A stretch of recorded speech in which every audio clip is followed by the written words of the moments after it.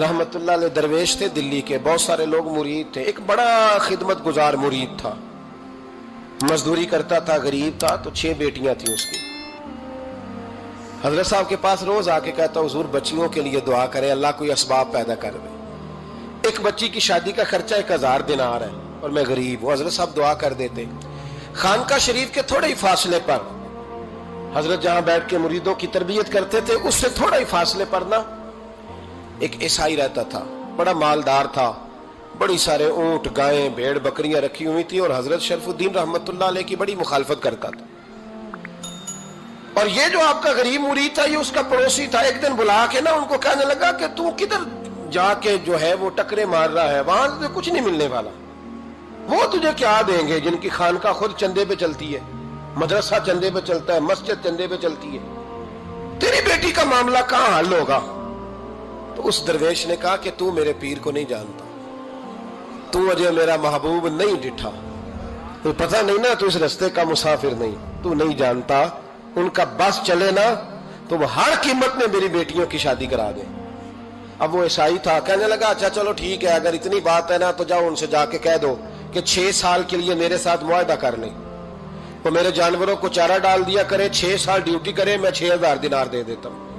वो मेरे साथ 6 साल मेरे जानवरों को चारा डाले, रखते हैं ना आप चारा डालने के लिए एडवांस पैसे दे के। अब तो लोग उन्हें भी गुलाम ही बना लेते हैं, बड़ी थोड़ी तनख्वाह देते हैं, जुल्म करते हैं, पूरा मुआवजा नहीं देते। हजरत शेख शरफुद्दीन के बारे में वो कहने लगा, जब अपने पीर से जाके कह के मेरे जानवरों को 6 साल चारा डाले, मैं 6000 दे देता हूं, तू जो कहता है हर कीमत पे जाने को तैयार है। उसने जब ये बात की तो मुरीद ने नाराज हो गया, वो लड़ाई हो गई, गिरबान पकड़ लिया, झगड़ा हुआ, बात बड़ी दूर गई। इस तरह की बात करता मेरे हजरत के बारे में, तेरे जैसे कई मैं वहां काम पे रखा दूं। जब वो बड़ी बहस हुई, बात मोहल्ले में, इलाके में फैल गई, दुनिया ने सुन ली, तो शेख शरफुद्दीन तक भी पहुंच गई। इस तरह झगड़ा हुआ है। लोग सो गए इशा की नमाज के बाद। हजरत साहब ने ना सर पे कपड़ा लिया, उस ईसाई के दरवाजे पे दस्तक दी, वो बाहर आया, फरमाने लगे लोग तो सोच समझ के मुलाजम रखते हैं, तूने भी तो सोच ही लिया होगा, तभी तो मुझे ऑफर की है। तू अपनी ऑफर पे कायम है? वाकई मुझे रख लेगा और 6000 दिनार दे देगा? कहने लगा जा बाबा काम कर अपना। फरमाया नहीं, तूने इतने लोगों में बात की, इतनी बहस हुई, तो कायम है? कहने लगा मैं तो कायम हूं, पर आपने नहीं कायम रहना। फरमाया मैं सोच समझ के आया हूं। उसने कहा आप ड्यूटी करेंगे, भैंसों को चारा डालेंगे? फरमाया एक शर्त, बस जब अजान हो जाए ना तो मुझे रब की नमाज पढ़ने की इजाजत दे देना, बाकी सुबह शाम जो तू कहेगा। अगर उस गरीब की बेटियां ब्याही जाए तो मुझे और क्या चाहिए? उसकी 6 बेटियों का बोझ है उसके सर पे, तू मुझे रख ले। अल्लाह अकबर। वो कहने लगा चले पे मेरे साथ खते बंदगी कर ले। आजकल हम स्टाम करते हैं, उस जमाने में खते बंदगी होता था, गुलामी का खत। काजी शहर के पास, यानी उसका ख्याल था कि चलो स्टाम की बात करूंगा तो भाग जाएंगे। फरमाया चल मैं तैयार हूं। काजी तक गए, तय हो गया, 6000 दिनार दे दिए। हजरत ने मुरीद को बुलाया, फरमाया पुत्र ये ले जा मेरी बेटियों को रवाना कर दे। कहने लगा हुजूर ये क्या कर रहे हो आप, कुछ सोचे? फरमाया यार जब तुझे बेटा बना लिया तो फिर मेरी पोतियां तो लगती हैं ना, मेरा हक तो बनता है ना, जा जाके ड्यूटी कर, उनको ब्याह दे। बात फैल गई। बादशाह भी अकीदतमंद था, वो 12000 दिनार लेके पहुंचा। क्या बताऊं इन रब के बंदों का दिल कैसा होता है, क्या दर्द होता है, क्या रंग। 12000 दिनार लेके बादशाह आया और आके हजरत को पेश किए का हुजूर आप दें इस ईसाई को डबल दें और जाए काम करें। आप फरमाने लगे तू पैसे दे, शर्तें ना लगा, मेरा जहां दिल करेगा मैं खर्च करूंगा, मुझे तो मजा ही अब आने लगा है, अभी तो लुत्फ आ रहा है, अभी तो जायका आया है कुछ करने का, पैसे देने या तो दे, पाबंदी ना लगा, जहां मेरा दिल करेगा मैं। उसने कहा हुजूर ठीक है रख ले। हजरत ने फजर मस्जिद में पढ़ी, जेब में 12000 दिनार थे, ऐलान फरमाया भी किसी और की बेटी भी बैठी है तो पैसे मेरे पास है। वो 12000 दिनार भी बांट दिया और 12000 दिनार बांट के ना तो फिर चले गए खेत में चारा काटने। उस ईसाई को किसी ने बतलाया कि उनके पास तो 12000 आया है, पर तुझसे जान नहीं छुड़ाई उन्होंने। वादा ये हुआ था कि 6 देंगे तो जाएंगे, जब तक देंगे नहीं तेरे घर में काम करेंगे। वो ना चारा काट रहे थे, हजरत साहब तो वहां पहुंच गया, दूर जाके खड़ा हो गया, कहने लगा बाबा پہلے تو میں نے مسلمانوں کے اخلاق سنے تھے، اب تو میں نے دیکھ بھی لیے، پر یہ بتا جب 12,000 آیا تھا جان کیوں نہیں چھڑائی؟ تو حضرت چارہ کاٹتے کاٹتے رو پڑے، فرمانے لگے تو نہیں نہ جانتا یہ بیٹیاں سانجھی ہوتی ہیں، پتہ نہیں نا، میرے رسول پاک نے تو حاتم تائی کی بیٹی کے سر پہ کپڑا رکھ کے کہا تھا بیٹیاں برابر ہوتی ہیں، تو یہ نہیں پتا جب اس کی 6 بیٹیوں کی شادی ہوئی ہے میرے اندر روحانیت کتنی بڑی ہے۔ فرمایا پھر 12,000 آیا ہے تو 2-4 بچیاں پھر گئی ہیں، تو یہ نہیں پتا میں اندر سے راضی کتنا ہوں، میں تیری نوکری کرتا رہوں گا، پتہ نہیں اللہ کتنی بیٹیوں کو بیاہ دے گا۔ اتنا رویا وہ عیسائی کے پیروں میں بیٹھ گیا، کہنے لگا بابا میں نے تیری مخالفت کی ہے پر تیرے قریب آ کے پتہ چلا ہے کہ تو بہت اونچے اخلاق کا مالک ہے، اور اگر تیرا یہ مقام ہے تو تجھے اخلاق سکھانے والے محمد عربی کی شان کتنی ہوگی۔ ظالم کی بولیے جاتے نہیں لوگ جھوٹے گواہ بن کے، وکیل صاحب کو نہیں پتا ہوتا کہ یہ بندہ مجرم ہے جو میرے پاس آیا، کیا مجرموں کے وکیل نہیں ہوتے؟ بولے تو اس کو پتہ نہیں ہوتا وکیل صاحب کو کہ یہ صاحب مجرم ہے، میرے پاس مقدمہ لے کے آئے، اور اگر بے ادبی نہ ہو جائے تو میرا خیال ہے قاضی عدالت کو بھی پتہ ہوتا ہے کہ مجرم کون ہے اور مظلوم۔ میرے نبی پاک صلی اللہ علیہ وسلم نے اس قدر زیادہ سختی فرمائی اس مسئلے میں، فرمایا جس کو پتا تھا کہ فلاں آدمی ظالم ہے، ظلم کر رہا، پھر وہ ظالم کا گواہ بنا یا اس نے ظالم کی مدد کی، کتنی کی؟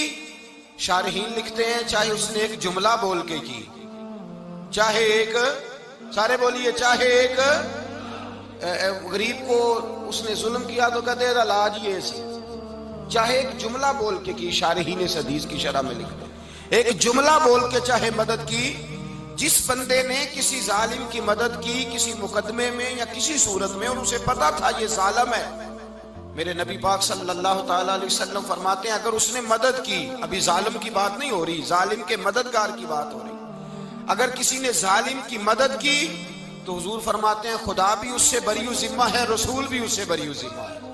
سنبھال کے رکھے اپنی نمازیں، قربانیاں، حج، زکوٰۃ سنبھال کے رکھے۔ اگر ظالموں کا مددگار ہے، الیکشن آ لینے دے، آپ کو نظر آ جائے گا کون کون ظالموں کا مددگار ہے، نظر آ جائے گا۔ اپنی جیب سے لوگ پیسے دے کے ظالموں کی مدد کریں گے، ان کے فلیکس چھپوائیں گے، بورڈ لگوائیں گے، جیبوں سے پیسے دے کے۔ ہم نے خود آگ لگائی ہے چمن میں اپنے، بے سبب گردشی ایام کو الزام نہ دو، ہم نے خود نور کا ظلمت سے کیا ہے سودا، کر کے توہین سحر شام کو الزام نہ دو۔ ظالموں کے مددگار میدان میں آ گئے، یہ چھوٹا لفظ نہیں، میرے حبیب پاک صلی اللہ علیہ وسلم نے فرمایا جو ظالم کا مددگار ہے سن لے جو سجن کے ساتھ کچہری جاتا ہے، وہ یاد رکھے جو دوست کا گواہ بنتا ہے، وہ یاد رکھے جو کہتا ہے میں مانگی گیا تھا، مجھے بلایا گیا تھا قبضہ چھڑانے کے لیے کسی غریب بیوہ کی جائیداد پہ، کب وہ سن لے تو مدد کر کے نہیں آیا، تو خدا کے ذمے سے نکل گیا ہے۔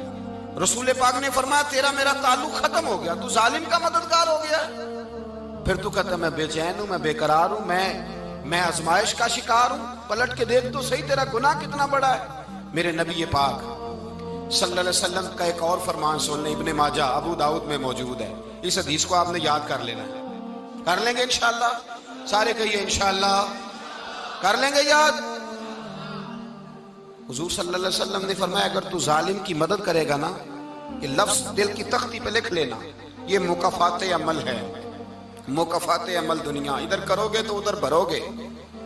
فرمایا اگر تو کسی ظالم کی مدد کرے گا، سن لے حضور کا فرمان ہے، اگر تو ابن ماجہ ابو داؤد سیاہ میں موجود ہے، فرمایا اگر تو کسی ظالم کی مدد کرے گا تو رب تعالیٰ مرنے سے پہلے پہلے تیرے اوپر بھی ظالم کو مسلط کر دے گا، تیرے اوپر بھی ایک دفعہ ظلم ضرور ہوگا اگر تو ظالم کی، وہ کسی صورت میں بھی ہو سکتا ہے، کسی صورت میں بھی تیرا بیٹا ہی اٹھ کے ظلم کر دے گا، تو الجھ جائے گا، کسی نہ کسی جگہ تیرے لیے تباہی کا سامان ہوگا، تیرے اوپر ظلم ہوگا، اس لیے کہ تو ظالموں کا مددگار ہے۔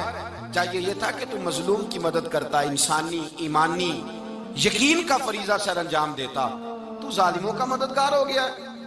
ٹٹول کے دیکھ لیں، رزلٹ نکال کے دیکھ لیں، ہمارے زمانے میں ظالموں کے مددگار زیادہ ہیں، اتنی لمبی زبانیں نکال کے ظالموں کی مدد کرتے ہیں، بڑے بڑے کالم نویس اللہ نے انہیں قدرت دی لکھنے کی، تو اپنا قلم ظالموں کی مدد میں خرچ کرتے ہیں۔ وہ لوگ جن کو اللہ تبارک و تعالیٰ نے قدرت دی، ہمت دی، طاقت دی، کچھ لوگ ان کے حلقہ احباب میں، وہ اپنے لوگوں کو استعمال کر کے ظالموں کی مدد کرتے ہیں، ظالموں کی مدد کرتے ہیں۔ میرے نبی کریم سید عالم نور مجسم صلی اللہ علیہ وسلم نے فرمایا، اگر تو نے ظالم کی مدد کی تو جب تک تو توبہ نہیں کرے گا رب تجھ سے ناراض ہی رہے گا۔ اللہ تجھ سے، او بھائی جس سے رب بھی ناراض ہو گیا، نہ کھانا نہ پینا نہ سونا نہ جاگنا نہ نیند، پھر تیری ہر چیز تیرے لیے آزمائش ہو جائے گی، پھر تیرا سایہ بھی تیرے لیے خوف کا سامان بنے گا، پھر زندگی جیتی جاگتی لاش بن جائے گی، تو اپنے کندھوں پر اپنی میت اٹھائے پھرے گا جب تو ظالم کا مددگار ہوگا۔ اور نبی پاک صلی اللہ علیہ وسلم نے فرمایا ظالموں کا مددگار بھی ظالم ہوتا ہے، ظالموں کا مددگار بھی، سارے بولے ظالموں کا مددگار بھی نہیں، کو نہیں، آپ سارے نہیں بولے، ایک دفعہ بولے ظالموں کا مددگار بھی، پکی بات ہے، ظالموں کا مددگار بھی۔ اللہ اکبر، جس کا یارانہ ہو، جس کا دوستانہ ہو، جو کہے میں نے نا اس کو اوکھے ویلے کے لیے ظالم کو یاد رکھا ہوا ہے۔ کبھی مشکل میں رکھے نہیں ہوئے لوگوں نے ظالم دوست؟ کہتے میں نے رکھے ہوئے ہیں، بلکہ ہمارے دیہات میں تو کہتے ہیں میں نے بازو بنائے ہوئے ہیں۔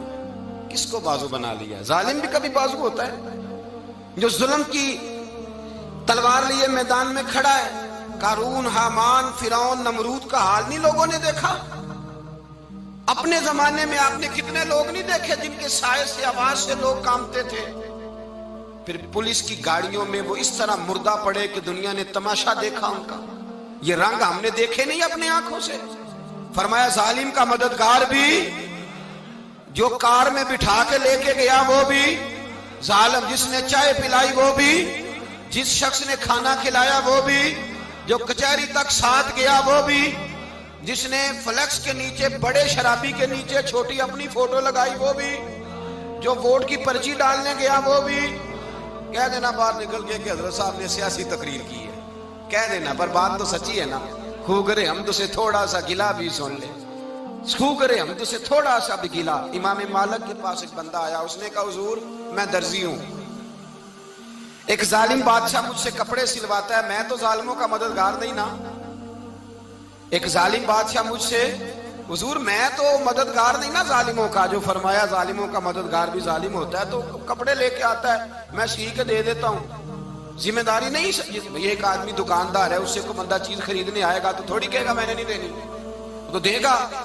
کوئی بندہ اگر کسی شخص سے کوئی کام کہتا ہے جو اس کی فیلڈ ہے، اس کا شعبہ ہے، اس کا معاش کا وہ سلسلہ ہے، کہتے ہیں یا رسول اللہ صلی اللہ علیہ وسلم ظالموں کا مددگار بھی ظالم، حضور نے فرما دیا۔ تو امام مالک سے بندے نے مسئلہ پوچھا، دل کی تختی پہ لکھنے والی باتیں ہیں، کہا حضور میں درزی ہوں، ظالم کپڑے سلواتے ہیں، میں تو مددگار نہیں نا۔ امام صاحب کہنے لگے نہیں، مددگار تو وہ ہوگا جو تجھے سوئی دھاگا فراہم کرے گا، تو پورے کپڑے سی کے دیتا ہے، تو خود بہت بڑا ظالم ہے، تو پورے سوٹ سی کے دیتا ہے، تو بہت بڑا ظالم خود ہے۔ مددگار تو وہ ہوگا جو تجھے دھاگا دے گا، جو تجھے بٹن دے گا، جو تجھے نلکی دے گا۔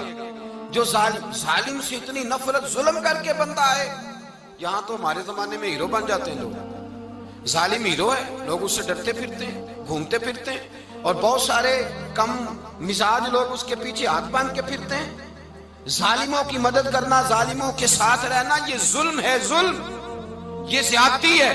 میرے نبی پاک صلی اللہ تعالی علیہ وآلہ وسلم نے ارشاد فرمایا، یاد رکھو رب فرماتا ہے میں مظلوم کی مدد ضرور کروں گا، چاہے جلدی کروں چاہے دیر سے کروں، میں مظلوم کی مدد۔